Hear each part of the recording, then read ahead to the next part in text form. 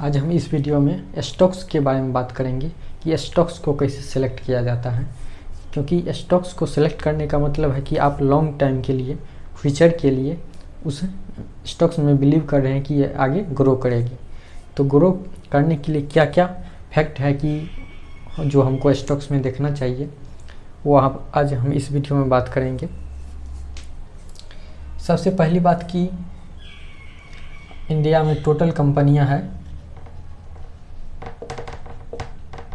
5000 से plus 5000 plus कंपनियां हैं, जिसमें से हमको एगो दूगो स्टॉक्स को चूज करना है जो भविष्य में ग्रो करेगी। तब इतनी कंपनियों को देखना मुश्किल है। सभी कंपनियों के बारे में पढ़ना, रिसर्च करना, उसका बैलेंस शीट देखना, कैश फ्लो देखना, उसके टीम के बारे में देखना, कंपनी के बारे में रिसर्च करना, ये सब कॉम्प्लिकेट लगती है, इतना करना मुश्किल है। तो इसलिए हम आज बात करेंगे कि इतना बड़े लेवल पे नहीं जाके एक छोटे से लेवल से हम लोग शुरू करेंगे कि इसको देखिए। एक बात तो मान के चलिए कि 5000 प्लस कंपनियां हैं, तो इसमें से जो अच्छी कंपनियां हैं वो लगभग 2000 के आसपास कंपनियां होगी जो ग्रो करेगी, और बाद बाकी 3000 कंपनियां ऐसे हैं, छोटी कंपनियां जो स्मॉल कैप की है, जिसे आसानी से मैनिपुलेट किया जा सकता है। तो हमको ये भी ध्यान में रखना पड़ेगा कि हम ऐसे स्टॉक्स को सेलेक्ट करें जिसको कोई बड़े एफआई द्वारा मैनिपुलेट ना किया जा सके, गिराया ना जा सके। तो इसलिए ये सब बात ध्यान में रखते हुए हमको स्टॉक्स को सेलेक्ट करना पड़ेगा।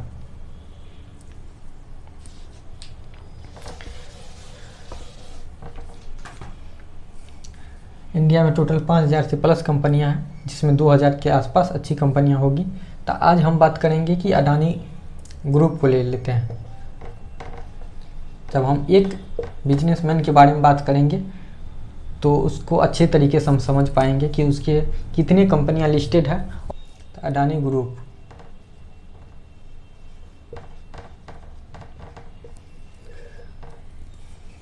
अडानी ग्रुप का चेयरमैन आपको मालूम ही है, गौतम अडानी है।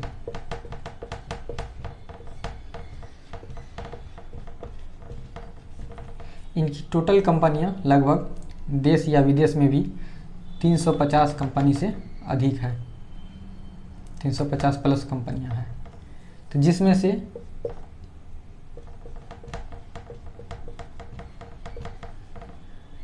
से 11 कंपनियां लिस्टेड है एनएसई और बीएसई पर। तो हम आज जो बात करेंगे सिर्फ ये 11 कंपनी के बारे में बात करेंगे कि ये जो 11 कंपनी लिस्टेड है, जिसमें पब्लिक ट्रेड कर सकते हैं, उसका शेयर ले सकते हैं, पार्टनरशिप ले सकते हैं, इस 11 कंपनी के बारे में बात करेंगे। तो 11 कंपनी में एक नंबर में आता है अडानी इंटरप्राइजेज।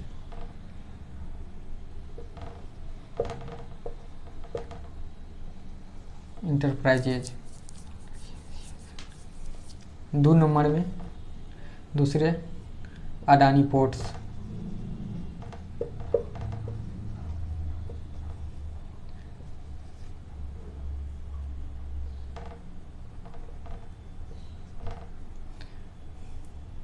अडानी पावर,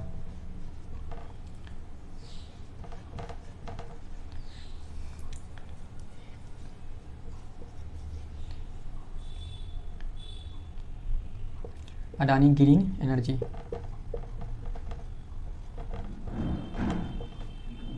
पांच में अडानी एनर्जी।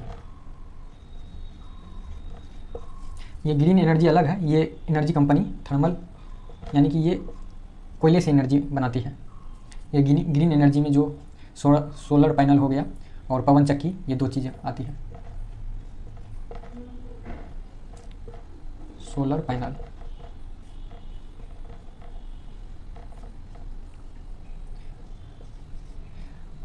छः में अमूजा cement,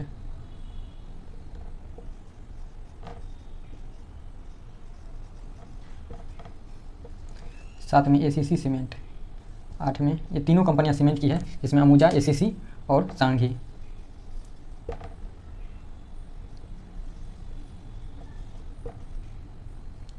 industries limited.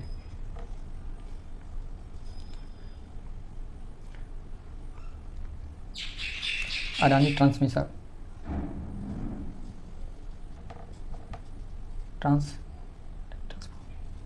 Adani transport, ये कंपनियां बिजली को अलग अलग शहर में पहुंचाने की काम करती है।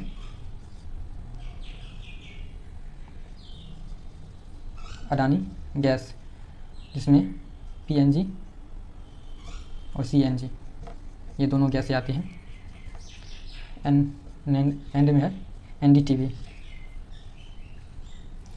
ये टोटल 11 कंपनियां लिस्टेड है एनएसई और बीएसई पर, इसी में पब्लिक ट्रेड करती है।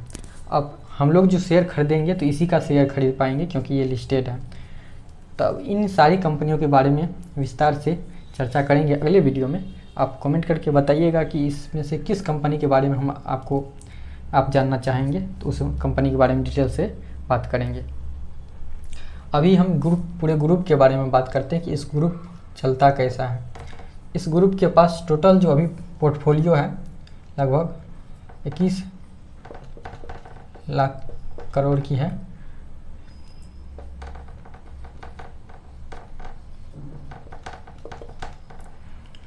और 21 लाख करोड़ की है, जिसमें सबसे भारी इन्वेस्ट जो है इंटरप्राइजेज और अडानी पोर्ट्स और ग्रीन एनर्जी में काफ़ी मात्रा में इन्वेस्ट किए हुए हैं अडानी। कंपनी के पास टोटल कर्ज जो है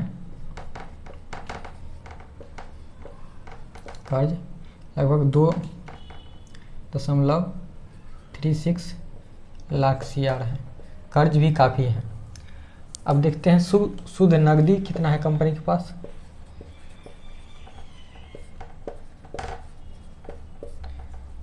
शुद्ध नकदी 53,800 CR है, तो नकदी भी काफ़ी है। ये इतना नकदी है, देखिए निकाल लेते हैं। तो कंपनी का 2024 और 25 का जो ऑपरेटिंग प्रॉफिट है ये लगभग 90,000 करोड़ है। कंपनी का ऑपरेटिंग प्रॉफिट 90,000 करोड़ है, जिसमें कंपनी का बिना टैक्स भरे हुए हैं। इसमें स्टाफ्स को सैलरी नहीं दिया है।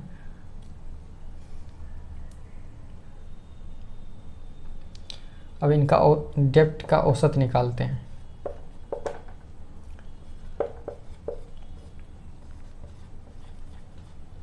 ये आता है 2.6। आप कैलकुलेशन कर लीजिएगा। यानी कि कंपनी के पास टोटल जितना कर्ज है इसको चुकाने के लिए लगभग 2 साल 6 महीने का समय लगेगा।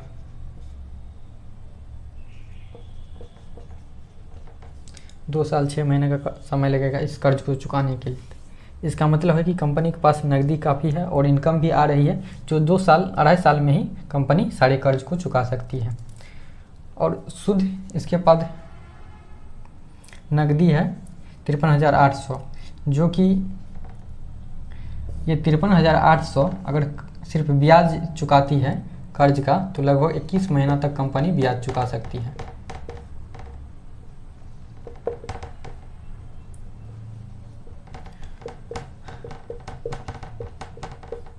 इक्कीस महीना तक कंपनी को ब्याज चुकाने के लिए रुपया है अभी। इसका मतलब अच्छा खासा कंपनी के पास, अडानी ग्रुप के पास शुद्ध नकदी है।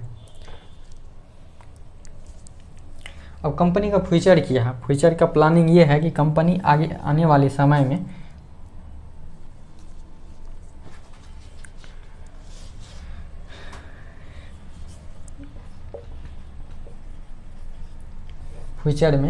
कंपनी डेटा सेंटर पर भारी निवेश कर रही है। वही डेटा सेंटर जैसे कि हम लोग मोबाइल चलाते हैं, इसमें व्हाट्सअप अलग अलग एप्लीकेशन का यूज करते हैं, तो उन सारी डेटाओं को ये कलेक्ट करने की काम करेगी डेटा सेंटर। तो अब ये भी सोच सकते हैं, ये भी क्वेश्चन आता होगा कि डेटा कलेक्ट करके क्या मिलता है। देखिए, डेटा रहने से पॉलिटिकल जितना है देश में विदेश में, यही डेटा को देख के वो ये एनालिसिस करता है कि किस क्षेत्र में किस तरह के लोग रहते हैं, उन्हें क्या पसंद है, रहन सहन, खाना पीना, और उसका मनोव्यवहार जानते हैं, उस हिसाब से वो एक्शन लेते हैं। जो कि अडानी ग्रुप उस डेटा सेंटर में भारी निवेश करने वाली है। हो सकता है कुछ टाइम के बाद ये अपना आईपीओ भी इंडिया में लाने को देखने को मिलेगा। अभी डेटा सेंटर इंटरप्राइजेज कंपनी के साथ मिलके अपना काम कर रही है। दूसरा,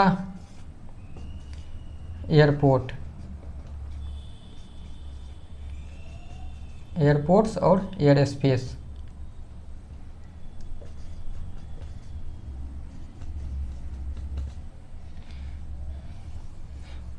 एयरपोर्ट और एयर स्पेस में भी अडानी ग्रुप की बहुत भारी मात्रा में इन्वेस्ट कर रही है। ये सब भारत की नींव है। भारत को मजबूत बनाने के लिए रक्षा में अभी भारत उतना मजबूत पहले नहीं था, अब धीरे धीरे होने लगी है। अब आत्मनिर्भर भारत के तहत, मेक इन इंडिया के तहत भारत में भी बड़े बड़े फाइटर जहाज, ड्रोन वगैरह सब छोटे लेवल पर बनने लगी है, धीरे धीरे बड़े लेवल पर भी बनेगी। अभी अडानी ग्रुप जो है ड्रोन वगैरह सब बना रही है, जो सेना विभाग में कुछ का अप्लाई भी हो गया है। तो ये एरोस्पेस के तहत बना रही है वो सब सामान, जो आगे आने वाली समय में हमारे रक्षा तंत्र को बहुत मजबूत करने वाली है। तो अडानी का यही फ्यूचर प्लान है। अडानी का एक चीज़ और है, अडानी ऐसी कंपनी में निवेश करना पसंद करती है जो डूब रही हो या जो घाटे में चल रही हो, क्योंकि ये सांघी कंपनी जो है, सीमेंट की कंपनी, ये घाटे में चल रही थी, इसके पास बहुत अधिक मात्रा में कर्ज हो गया था। तो अडानी ने इसको खरीद लिया। खरीदने के बाद ये अंबुजा सीमेंट से जोड़ दिया। अब ये अच्छी ग्रोथ करेगी।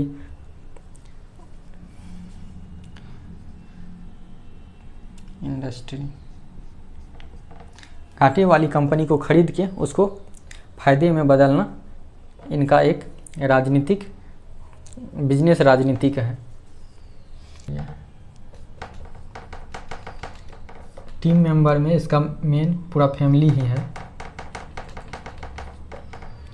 जो पूरे बिजनेस को संभालती है, जिसमें पूरा फैमिली में, जिसमें एक नंबर पे तो गौतम अडानी हो गया जो चेयरमैन है, उसके बाद उसकी पत्नी प्रीति अडानी है, उनके बड़े भाई मनोज अडानी, और उसके बाद उसका बेटा, 2 बेटा है, 2 भाई है, उस सभी मिल के इस बिजनेस को हैंडल करते हैं।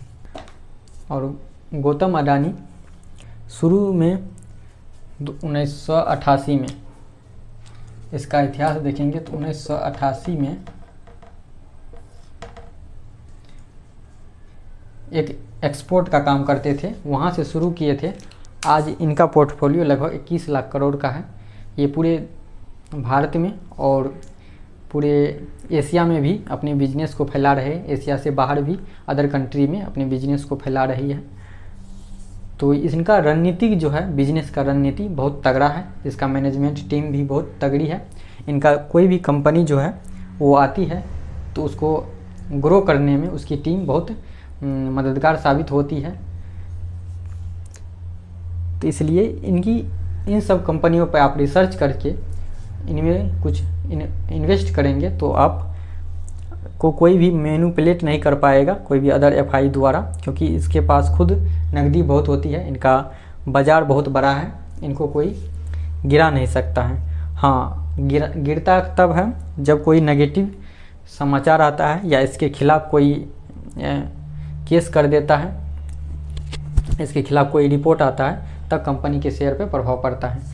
तो इसके बारे में हम एक वीडियो में बात करेंगे कि अमेरिका की एक कंपनी है हिडनबर्ग, जो इनके बारे में रिपोर्ट तैयार की थी। तो उस टाइम पे जो है, तो उस टाइम पे लगभग इनका 50% शेयर गिर गया था। उस टाइम पे 8 से 12 लाख करोड़ का एक नुकसान हुआ था, लेकिन वो 1 से 1.5 साल में ही रिकवर कर लिए। क्योंकि जब कोई अच्छी कंपनी का शेयर गिरती है तो गिरने के बाद वो उठती भी उतनी तेज़ी से है, क्योंकि सभी को पता है, जो बड़े बड़े निवेशक हैं उनको पता है कि ये अच्छी कंपनी है। कोई गलत न्यूज़ के लिए, न्यूज़ के तहत ये गिर गई है, लेकिन आज न कल ये ऊपर उठेगी ही उठेगी।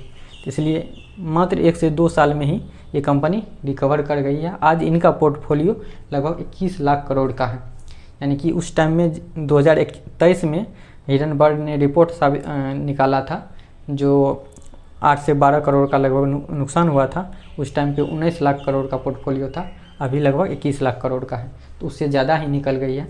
और आगे आने वाले समय में, भविष्य में, ये इंडिया के बेसिक नींव पे काम करेगी, जो डेटा सेंटर है, एयरपोर्ट्स है, एयर स्पेस है और ग्रीन एनर्जी है, जो हमारे इंडिया के लिए बहुत ज़रूरी है। क्योंकि हम लोग एनर्जी के लेवल में बहुत सारा विदेश से इंपोर्ट करते हैं, विदेश से मंगाते हैं, जैसे डीजल, पेट्रोल, तेल, ये सब हम विदेश से मंगाते हैं। अगर हमारे पास green hydro power plant success होता है, सक्सेस तो होना ही है आगे आने वाले समय में, तो ये हमारे इंडिया के लिए एनर्जी पावर का हब बन जाएगा। हम एनर्जी खुद अपना भी उपयोग करेंगे और बाहर भी एक्सपोर्ट कर पाएंगे। इसलिए इनका भविष्य में ग्रोथ होने वाली रणनीति जो है बहुत तगड़ी है इन कंपनियों का। इसलिए आप इस कंपनियों के बारे में आप रिसर्च कर सकते हैं।